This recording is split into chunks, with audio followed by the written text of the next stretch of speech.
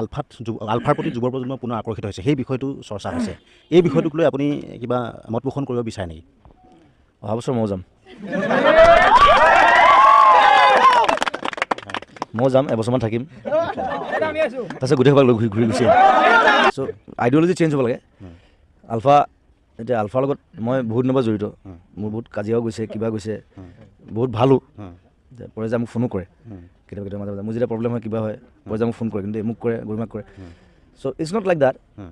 কিন্তু মানে কি মই শিল্পী হিচাপে এটা কথা কওঁ যে উগ্ৰবাদৰ জৰিয়তে আমাৰ সমস্যা সমাধান নহয়, কথাটো হ'ল সেইটো। আৰু পৰেশদা বয়সো হৈছে, পৰেশদা ঘূৰি অহাটো বিচাৰিছোঁ।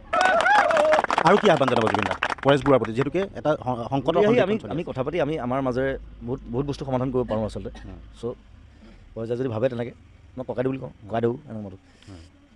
চ' তেনেকৈ ধৰণে ভাবিলে ভাল হয়। আৰু যুদ্ধ কৰি, আৰু ইণ্ডিয়া এখন ইমান ডাঙৰ এখন কাণ্ট্ৰি, তেনেকৈ যুদ্ধ কৰি থাকিলে আৰু 300 বছৰ যুদ্ধই কৰি থাকিব লাগিব। আৰু one of the biggest countries in the world. So' যুদ্ধ কৰি পেলাই সমস্যা সমাধান নহয়, ইয়াত কথা পাতিব লাগিব।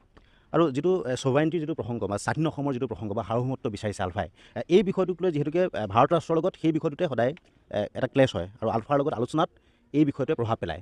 এই ছভাৰেইণ্টি বিষয়টোক লৈ, সাৰ্বভৌমত্ব বিষয়টোক লৈ আপুনি কি ক'ব খোজে আলফাক, যিহেতুকে তেওঁলোকে সেই বিষয়টোতে লাগি আছে? মই কথা এটা কওঁ, মই কাঞ্চনজংঘাত সেইটোৱে দেখুৱাইছোঁ যে স্বাধীনতাটো কি বস্তু। আমাৰ মনটো স্বাধীন হ'ব লাগিব, ব্ৰেইনটো স্বাধীন হ'ব লাগিব, তাৰপিছতে বাকীখিনি কথা। প্ৰথমতে মই নিজে স্বাধীন হ'ব লাগিব। কাঞ্চনজংঘা যেতিয়া চাব তেতিয়া গম পাব স্বাধীনতা কি বস্তু। তাত খালি মই মাৰপিট দেখুৱাইছোঁ, মই বেয়া হৈছোঁ, মই ভাল ল'ৰা এটা, মই বেয়া হৈছোঁ, উপায় নাপায়। কি কাৰণে বেয়া হৈছোঁ, কি কাৰণে মই স্বাধীন হ'বলৈ বিচাৰিছোঁ। মই কৈছোঁ যে মোৰ কোনো জাতি নাই, মোৰ কোনো ভাষা নাই নহয়, মোৰ জাতি নাই, মোৰ কোনো ধৰ্ম নাই, মোৰ কোনো ভগৱান নাই, মই মুক্ত, মই কাঞ্চনজংঘা, মই স্বাধীন।